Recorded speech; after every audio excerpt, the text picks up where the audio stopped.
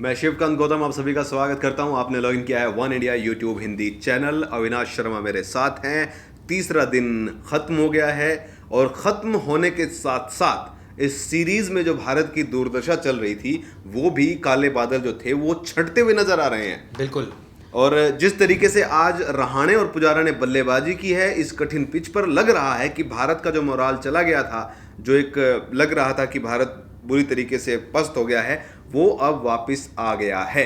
क्या है तीसरे दिन के बाद बेंगलुरु टेस्ट का हाल, इस पर बातचीत करेंगे। सबसे पहले तो क्या कहेंगे आज आप गेंदबाजी पर, जो गेंदबाजी कल पूरा दिन और आज भारत ने की? बहुत ज़्यादा चेंज था, बदलाव बहुत ज़्यादा था और उसका सबसे बड़ा कारण था रविचंद्रन अश्विन की जगह रविंद्र जडेजा से ज़्यादा बॉलिंग करवाना। कल जडेजा ने सिर्फ 15 ओवर या 16 ओवर फेंके थे, अश्विन ने 35 ओवर की बॉलिंग की थी, लेकिन विकेट जो है वो ज़्यादा मिले थे जडेजा को और अश्विन को सिर्फ एक विकेट मिला था। आज जब शुरुआत कराई ईशांत शर्मा से, उसके बाद अश्विन को लगाया गया। अश्विन से ज़्यादा प्रभावित नहीं हुई जब ऑस्ट्रेलियाई बल्लेबाजी, तो फिर तुरंत ही जडेजा को लगाया और जडेजा ने उन्होंने काम तमाम कर दिया। आपको बता दूं कि ईशांत शर्मा ने 27 ओवर की गेंदबाजी की, 8 मेडन रखे, 48 रन खर्च किए और 1 विकेट भी लिया। और कल सहवाग बार बार ये कह रहे थे कि आज शर्मा जी इतनी अच्छी गेंदबाजी कर रहे हैं कि इनको 5 विकेट कम से कम मिलने चाहिए। तो कल भी की, आज भी अच्छी गेंदबाजी की, बहुत अच्छी, बहुत सदी थी उनकी। इतना ज्यादा दबाव बनाए रख। सबसे बड़ी बात थी कि ऑस्ट्रेलिया के बल्लेबाज पूरी पारी में, हालांकि उन्होंने 122 ओवर खेले हैं, पूरी पारी में कहीं पर भी खुलकर खेलते हुए नजर नहीं आए। रन बनाने के जो मौके थे उनको नहीं दिए गए। यादव ने 24 ओवर फेंके, 57 रन मात्र खर्च किए और अश्विन ने 49 ओवर फेंके, मतलब लगातार फेंकते गए 84 रन उन्होंने खर्च किए, 2 विकेट लिए। बात करते हैं अब रविंद्र जडेजा की, जिन्होंने 22वें ओवर की जो है चौथी गेंद पर ही समेट दिया था ऑस्ट्रेलिया को, 63 रन देकर 6 विकेट लिए। बिल्कुल, ये भारत में उनकी सेकंड बेस्ट परफॉर्मेंस है। पहली इंग्लैंड के खिलाफ थी जब इंग्लैंड का दौरा हुआ था। बॉलिंग शुरुआत से ही लग रहा था कि इस पिच पे अश्विन से ज्यादा प्रभावित करेंगे रविंद्र जडेजा, लेकिन कल सबको सरप्राइज किया विराट कोहली ने जब उनकी जगह अश्विन से नॉन स्टॉप बॉलिंग करवाते रह गए। ग्राउंड में दर्शक जो है वो भी चिल्लाने लगे थे कि जडेजा। जी हाँ, और आज तो कहीं ना कहीं जब जडेजा को बॉलिंग नहीं मिली स्टार्ट में, तो ही दर्शक चीखना चालू कर दिए थे। तो शायद उस प्रेशर में आकर के भी, पब्लिक के प्रेशर में आकर के शायद विराट कोहली ने डिसाइड किया कि चलो भाई अब इनसे ही कहीं ना कहीं विराट कोहली अभी भी लग रहा है कि परिपक्व नहीं हुए हैं, डिसीजन लेने में कहीं गड़बड़ कर देते हैं।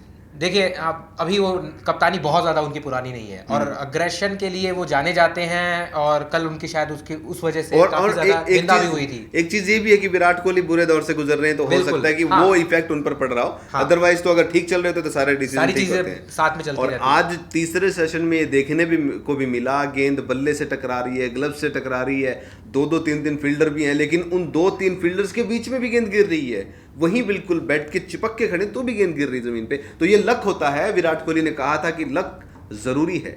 ऑस्ट्रेलिया का साथ लक अब तक दे रहा था, शायद अब नहीं दे रहा है, उसका इफेक्ट पूरा देखने को मिला। अब बात करते हैं अजिंक्य रहाणे और चेतेश्वर पुजारा की। दोनों खिलाड़ियों में से चेतेश्वर पुजारा लगभग फेल लग रहे थे इस सीरीज में, लेकिन अब जबरदस्त बल्लेबाजी आज उन्होंने की है। नाबाद 79 रन पर हैं, 173 गेंदों का सामना किया और अग्रेसिव पारी इस पिच पर 45 का अगर स्ट्राइक रेट देखें तो बहुत अच्छा है। डेविड वार्नर का स्ट्राइक रेट जब 40 है जिस पिच पे, अगर 45 के स्ट्राइक रेट से अगर पुजारा जैसा बल्लेबाज बैटिंग कर रहा है तो जाहिर सी बात है कि वो अग्रेसिव खेल रहे हैं। जिस तरीके से देख रहे हैं, शॉन मार्श जैसे खिलाड़ी ने 197 गेंदें खेली, 66 रन बनाए।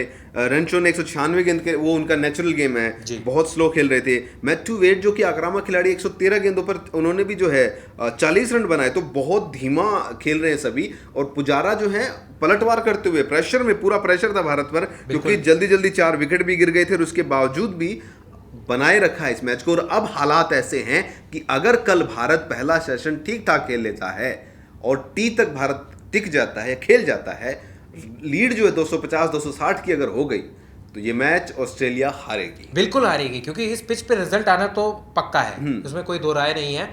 और अगर 250 की लीड बन जाती, अगर मिल जाती है भारत को, तो इतना तो काबिल है इंडिया के बॉलर्स कि वो बाकी के 10 विकेट जो है वो आगे के 4 सेशंस में निकाल दें। 126 रन की लीड भारत ले चुका है। कहां पर जाकर ये माने कि सिक्योर होगा भारत, और कहां पर ये माने कि यहां तक फाइट हो सकती है? देखिए, 215 से नीचे बात नहीं बन सकती है। हालांकि इस पिच पे रन 200 रन भी आखिरी दिन नहीं बनेंगे, वो पक्का है, लेकिन आपके बॉलर्स को एक साइकोलॉजिकल एडवांटेज चाहिए होता है। 20 या 30 रन का क्वेश्चन जो है वो चाहिए ही बिल्कुल चाहिए। 200 के ऊपर ऑस्ट्रेलिया बैकफुट पर आ जाएगी और फिर उनके बल्लेबाज भी झुंझलाहट में गलतियां करेंगे, उसका फायदा भारतीय तो पहला टारगेट भारत का सिर्फ ये होना चाहिए कि कल वो 74 रन जो चाहिए भारत को 200 का जो एक माइंड में बैठाने के लिए, वो जरूरी है। और लगता है कि ये जोड़ी जो है इसी पर सारी उम्मीदें रखनी होंगी, क्योंकि साहा से उम्मीद ज़्यादा नहीं है। इसके साथ साथ अश्विन भी बहुत बुरे दौर से गुजर रहे हैं, बॉलिंग की बात करें या बैटिंग की बात करें।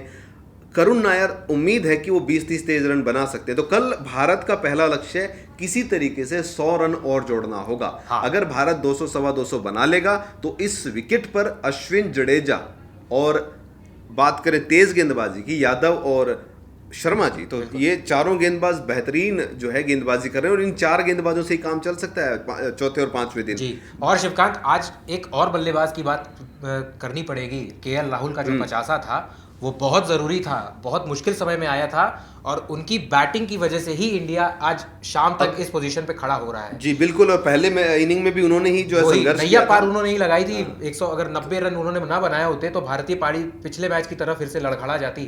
तो कहीं ना कहीं दूसरे इनिंग में बैटिंग करने पे, जिनका अब उनका औसत 12 का था इससे पहले, आज उन्होंने 50 रन बनाए सेकंड इनिंग में। और ऐसा बहुत कम ही होता है भारतीय पिचेस पे कि कोई ओपनर 50 रन या उससे ज्यादा का कंट्रीब्यूशन कर दे। तो केएल राहुल ने जो शुरुआत दी पारी की, उसी को कैपिटलाइज कर लिया चेतेश्वर पुजारा ने। विराट कोहली ने फिर से डिसअपॉइंट किया। हालांकि वो डिबेटेबल है, जिस बॉल पे वो आउट भी हुए उस पर काफी ज्यादा विवाद होगा। देखना होगा कि विराट कोहली अगर आज प्रेस कॉन्फ्रेंस करते हैं या कल करते हैं तो उस पर उनकी क्या प्रतिक्रिया होती है। विराट फिर भी निराश कर रहे हैं, पिछली 4 पारियां उनकी खराब रही हैं। उम्मीद करते हैं कि अब आने वाले जो मैच होंगे आगे तो उनमें ऐसी पारियां देखने को ना मिले। इस मैच पर बहुत कुछ निर्भर कर रहा था, इन पारियों पर बहुत कुछ निर्भर कर रहा था। केएल राहुल जो चोट लगी हुई थी उनका भी करियर अगर ये इस मैच में ना चलते तो हो सकता था कि गंभीर और बाकी जो खिलाड़ी खेल रहे हैं अच्छा वो सवाल उठते और आगे की पिचें आसान है। बिल्कुल। तो ये एक बड़ा अहम जो है पारी है। आज का दिन बेहद अहम था, कल का दिन बेहद अहम भारत के लिए होगा लंच तक। अगर लंच तक भारत एक आध विकेट गंवाता है और 60-70 रन जोड़ लेता है तो ये मैच पूरी तरीके से भारत की पकड़ में होगा। और 250 से ऊपर भारत अगर लीड ले लेगा तो सीरीज बराबर होगी।